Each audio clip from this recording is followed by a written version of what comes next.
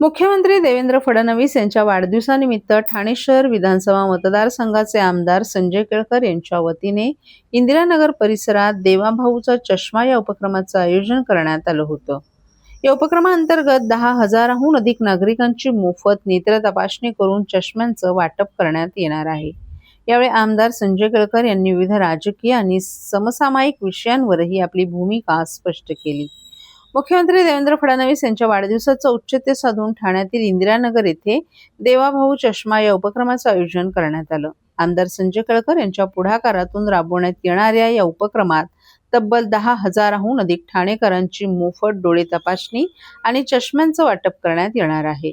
कार्यक्रमाला स्थानिक पदाधिकारी आणि नागरिकांची मोठी उपस्थिती होती। यावेळी माध्यमांशी बोलताना संजय केळकर यांनी देवाभाऊ आता महाराष्ट्रातील एक विश्वासार्ह ब्रँड बनल्याचं सांगत मुख्यमंत्री देवेंद्र फडणवीस यांच्या दूरदृष्टीचं कौतुक केलं। उपमुख्यमंत्री अजित पवार यांच्याबाबत बोलताना त्यांनी अजितदादा हे स्पष्टवक्ते, जबाबदार आणि कार्यक्षम नेतृत्व होते। महाराष्ट्राच्या कानाकोपऱ्यात त्यांची ओळख असून एकच दादा अजितदादा हे उगाच म्हटलं जात नाही असं मतही त्यांनी व्यक्त केलं। दिल्लीतील CJP आंदोलन आणि नीट पेपरफुटी प्रकरणावर प्रतिक्रिया देताना पेपरफुटी ही अत्यंत गंभीर बाब असून सरकारने त्यावर कठोर उपाययोजना केल्या आहेत। या विषयाचं राजकारण होऊ नये आणि मूळ मुद्दा भरकटू नये असंही त्यांनी सांगितलं।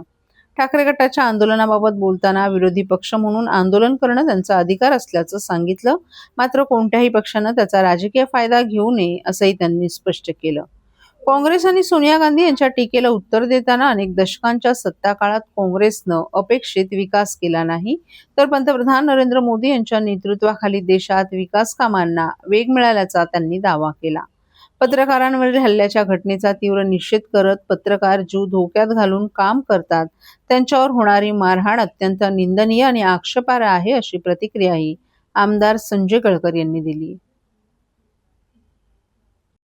देवाभाऊंची दूरदृष्टी आहे आणि त्याच्यामुळे देवाभाऊंच्या नावे तो ब्रँडच झालेला आहे की देवाभाऊ चष्मा। या चष्म्याचं आम्ही आज, उद्या आणि परवा 3 ठिकाणी मोठ्या प्रमाणामध्ये तपासणी आणि चष्मा वाटप असे कॅम्प ठेवलेले आहेत। माझ्या अंदाजाने जवळजवळ 10,000 लोक याचा निश्चितपणे लाभ घेतील, कारण की याचं वैशिष्ट्य असं आहे की जर मोतीबिंदूचे पेशंट असतील तर त्यांचा पुढचा फॉलोअप देखील आम्ही या माध्यमातून करणार आहोत। आणि त्याच्यामुळे आज या पहिल्या दिवशी इंदिरानगर भागामध्ये 1000च्या वर लोकांचं रजिस्ट्रेशन झालेलं आहे आणि 5-6 वाजेपर्यंत हा कॅम्प आज चालेल।